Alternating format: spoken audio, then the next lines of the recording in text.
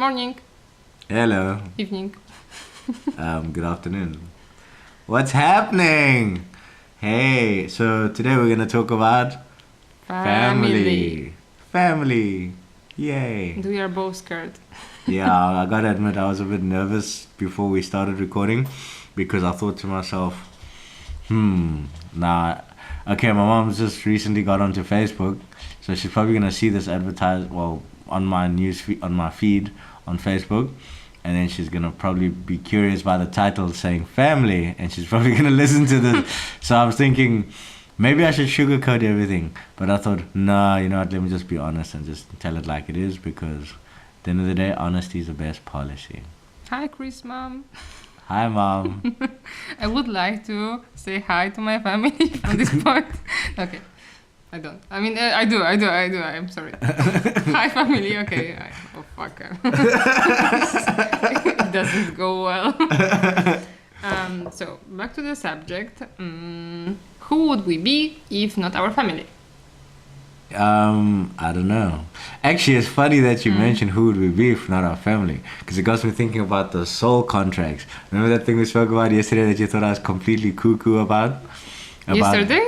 Not yesterday, the other day. Okay, the other day, yeah. And basically, I've been doing some research on like spirituality and stuff, and they say we choose our family before we even born. Yeah, that. Well, okay. Like it's Interesting. part of the soul contract, and we choose what we want to learn in this lifetime and stuff. So I'm a big believer in that we choose our family, purely because I had quite a big epiphany the other day. Yeah, so my mother doesn't drink or doesn't smoke or anything. So I've been kind of like, I was drinking and smoking, and I kind of stopped smoking and I stopped drinking. So I felt that maybe I had to learn that lesson through my mother to try change and be I like to think a better version of myself through the family that I've chosen in this lifetime.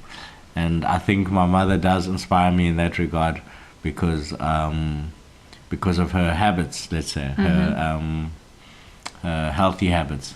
Well, that's one theory, but what if our actions are just reactions? I mean, what if your actions were a reaction to how you were brought up? I don't understand. Or are you pretending not to understand? Okay, that's a bit, that's a dangerous subject, so let's change it. So I should say something about my family. So my family is a bit crazy, that's how I see them, but I love them for that. Sometimes I think that when I think about the way I was brought up, I think, oh, okay, that's probably not how usually it goes. But after all, I'm not that, right? I mean, I'm a decent human. I didn't kill anyone. They did a good job. I believe in tribal bringing up. I think the more people chip in to let's say how the kid grows up, the better for the kid, because from the beginning you have, let's say, wider scope of options, views, like anything, religions sometimes. So you can get more. We are like a sponge. And you soak it in. And because my family is expanding soonish, as my dear sister is pregnant, then it will be a new challenge, because now I can put all my wisdom of 26 years into this little thing. It will provide different toys. Excellent, exactly. And little experiments. Okay. When it's only under my supervision.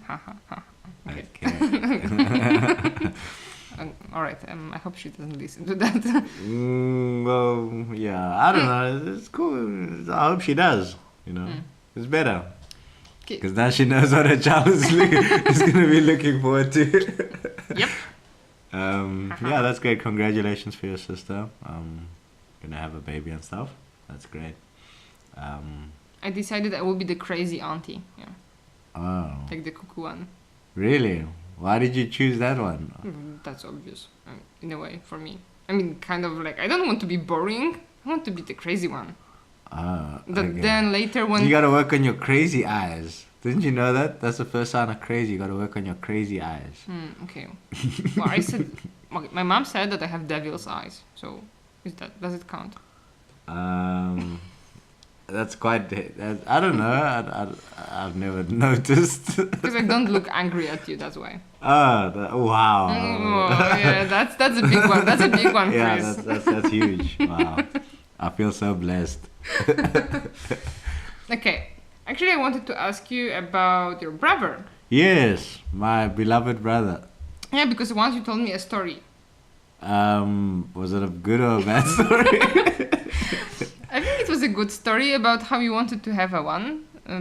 Oh yes. I remember the story. This is like one of the things that made me believe in miracles and wishes and stuff.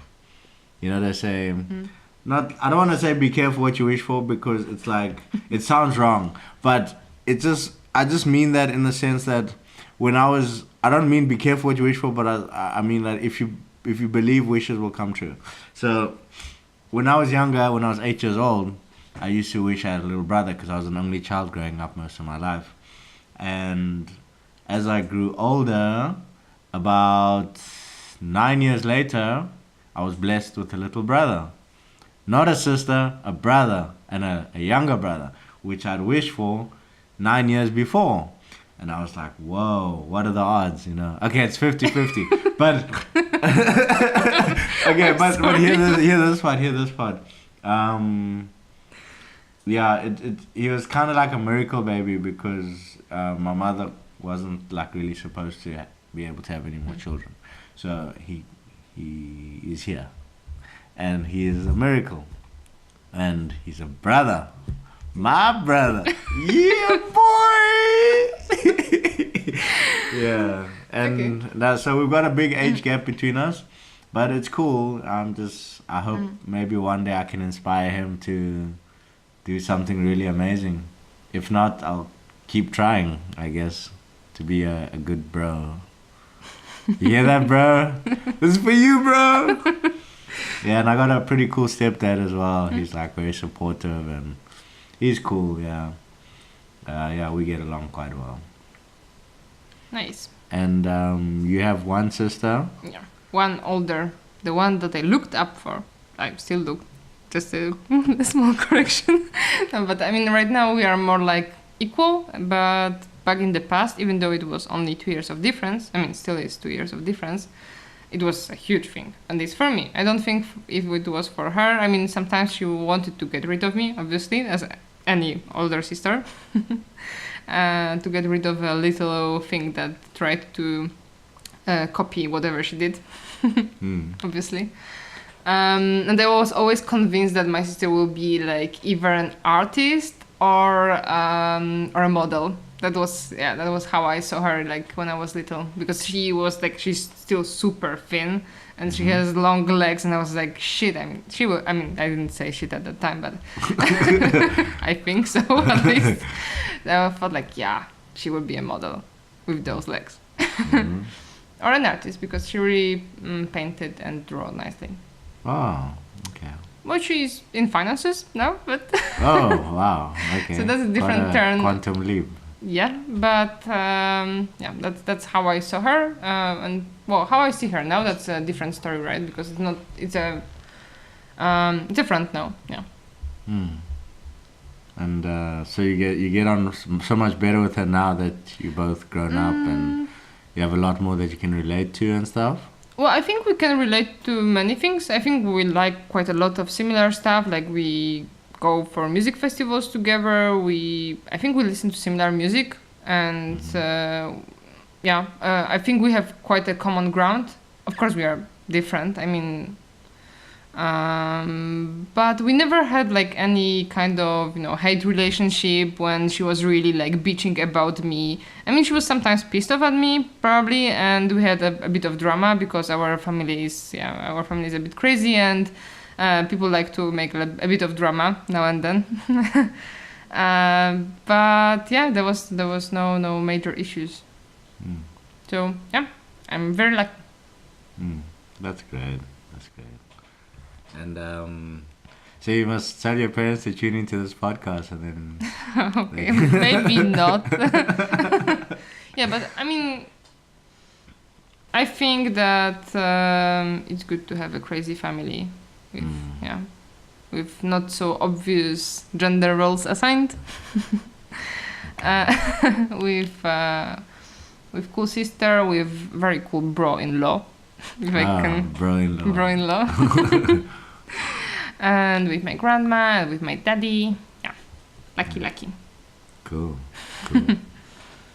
And I think that's all the time we have for today. I just gotta say though, the nerves are gone now that it's like all like we've spoken about it and stuff. It feels much lighter, I guess. And I'm glad that we have spoken about this topic today. I think I was too sweet. With who? With my family. Doesn't fit me. No, I'm just kidding. So you save all your sweetness for them. Haha. I'm joking. Yeah. I heard you, Chris, last time you said, I'm not sugarcoating you today. I remember that one. Yeah, don't remind me. Okay, thanks guys for tuning in. We'll catch you on the next one. I'm Chris. And it was me. It was her and it was me. And we are out of this piece like boom.